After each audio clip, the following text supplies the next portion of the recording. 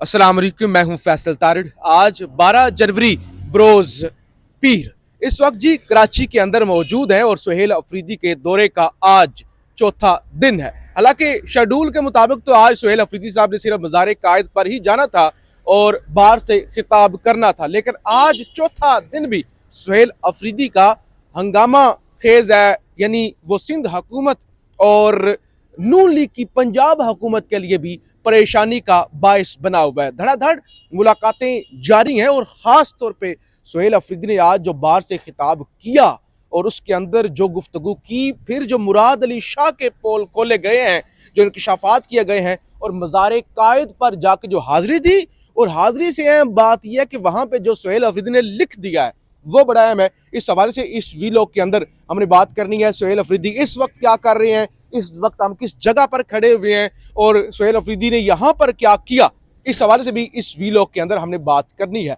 आपसे गुजारिश है इस यूट्यूब चैनल को जरूर सब्सक्राइब कर लें, वीडियो को लाइक करें, शेयर करें और फीडबैक जरूर दिया करें। कराची खड़े हैं, आप देख रहे होंगे कि पीछे कूड़े के ढेर हैं। जरा कोहिस्तानी साहब ये भी दिखा देना, आप क्या करें, यहाँ पे कोई जगह भी नहीं मिलती ना जहाँ पे बंदा साफ जगह पे रिपोर्ट कर ले, वीलॉग कर ले।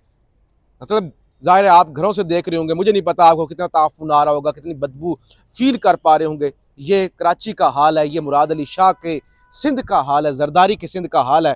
फिर क्या करें, हम तो पिछले 3-4 दिनों से सिंध की गंदगी और रिपोर्ट कर रहे हैं कि यहाँ पे किस तरह के सूरत हाल है। कुछ लोगों को बड़ी तकलीफ होती है और वो कहते हैं नहीं जी प्रोपेगेंडा हो रहा है। बहरहाल ये कूड़े क्रिकेट वाली सूरत हाल है। सुहेल अफरीदी जी मज़ार कायद पर गए, पहले सबसे पहले वो उठे। हालांकि बहुत सारी चीज़ें आज उनके प्लान में शायद पहले से शामिल नहीं थी। मज़ार कायद पर उनको गार्ड ऑफ ऑनर पेश किया गया और बड़े वो खूबसूरत लम्हात थे। सुहेल अफरीदी ने वहाँ पे लिखा, उन्होंने कहा मुझे बड़ी खुशी हो रही है कि मैं बानी पाकिस्तान बाबाए कौम के मज़ार पर आ गया हूँ, लेकिन जो कायद आज़म मोहम्मद अली जिन्ना साहब ने तकरीरें की, जो कायद आज़म मोहम्मद अली जिन्ना का मोटो था, जो विजन था, मेरी ये ख्वाहिश है और वो कहते हैं कि मैं ये कहता हूँ कि उसके विजन के मुताबिक पाकिस्तान के अदारे जो हैं, अदारे से मुराद वो एस्टैब्लिशमेंट की बात कर रहे थे, वो अपनी आइनी हदूद के अंदर रहे। अच्छा, फिर एक और उस्मा बुखारी ने प्रेस कॉन्फ्रेंस की और वो कहते डूब मरने का मुकाम है, शर्म की मुकाम है, एक 13 साल का बच्चा उसके साथ ये वीडियो बना के खुश हो रहे हैं, ये इनके लिए शर्मिंदगी की बात है कि वो केपी से जो है वो यहाँ पे मजदूरी करने के लिए आया हुआ था। तो देखिए ये जब इस तरह की प्रेस कॉन्फ्रेंस होती हैं तो इवन पंजाब के अंदर बैठ के उसका मतलब ये होता है कि तकलीफ हो रही है कि ये इस दौरे ने इतना बड़ा इम्पैक्ट डाला है।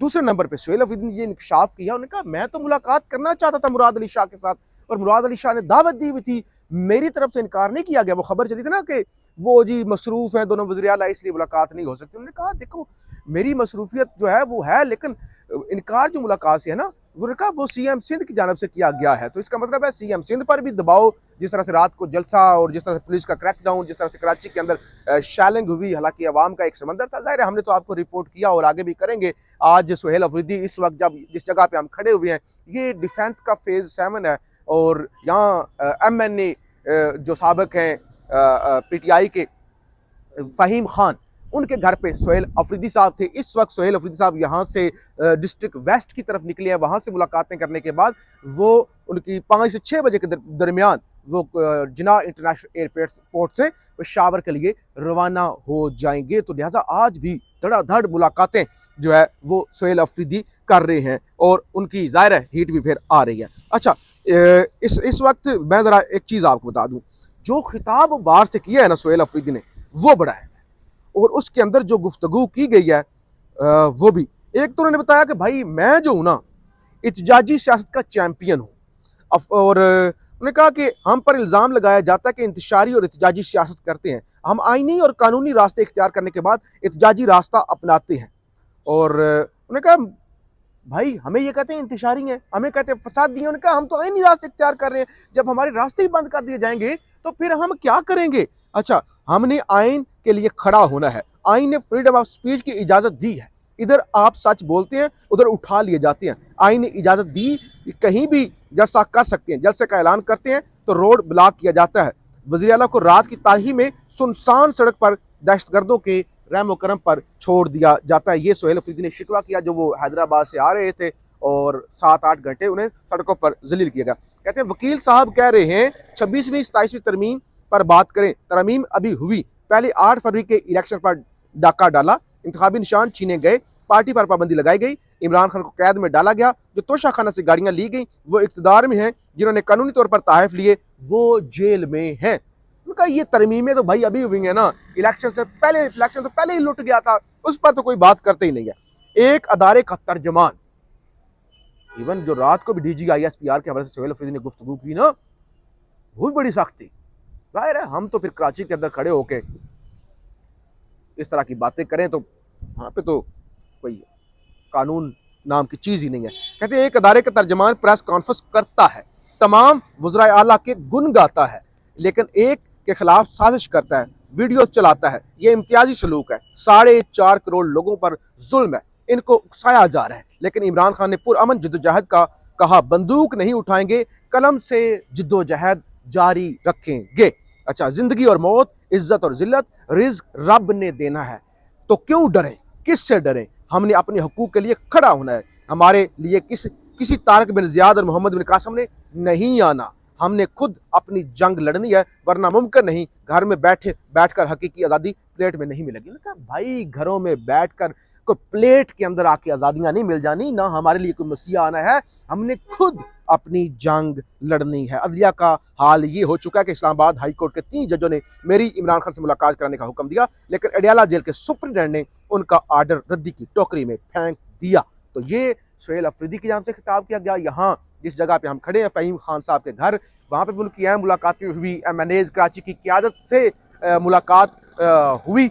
और इस वक्त जिस जगह पे मैं खड़ा हूँ, यहाँ से 20 किलोमीटर के फासले पर सोहेल अफरीदी का काफ़िला रवाना हुआ है। और उसके बाद ये कामयाब 4 रोज़ा दौरा करने के बाद सोहेल अफरीदी वापस चले जाएंगे। वो तो वापस चले जाएंगे, लेकिन जो वो यहाँ पर इम्पैक्ट छोड़ गए हैं, पहले वो लाहौर का दौरा हो, अब ये कराची का दौरा, ये इम्पैक्ट इतनी जल्दी ख़त्म नहीं होगा। कराची के अंदर जिस तरह लोग निकले हैं, और हमने अपनी आंखों से विटनेस किया, छोड़ देना कराची को, शहरों के अंदर लोग निकल आते हैं, पढ़े लिखे होते हैं, शौर होता है। कोठरी से आपको दिखाया था, जाम शोरों से आपको दिखाया था, हैदराबाद से आपको दिखाया था, और मदाफात से आपको दिखाया था ना।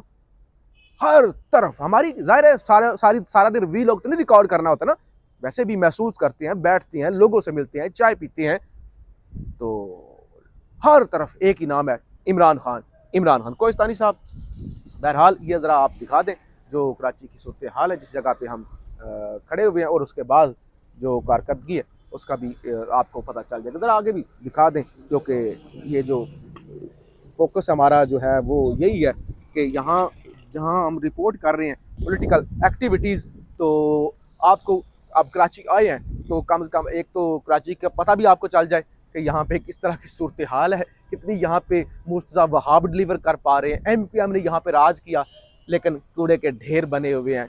इवन मैंने, अगर ट्विटर पर आप फॉलो करते हैं तो वहाँ पे काफ़ी कराची की गंदगी के हवाले से मज़ार कायद की रात को जो हालत थी वो भी रिपोर्ट की, तो कुछ लोगों को बड़ी तकलीफ हो रही थी। वो कहते नहीं नहीं प्रोपेगेंडा हो रहा है। आप ज़रा देखें ये कौन सा प्रोपेगेंडा है, बेड़ा गर्क कर दिया कायद के शहर का। और कायद भी आज सोचते होंगे कि इस गंदगी के लिए पाकिस्तान बनाया था। बहरहाल हमें सोचने की ज़रूरत है, और हमने आपको रिपोर्ट किया, आगे भी रिपोर्ट करते रहेंगे। और ये बड़ा सोहेल अफरीदी का कामयाब दौरा था, हमें भी काफ़ी सीखने को मिला, और आपका बहुत शुक्रिया। फीडबैक ज़रूर दीजिएगा। पाकिस्तान जिंदाबाद।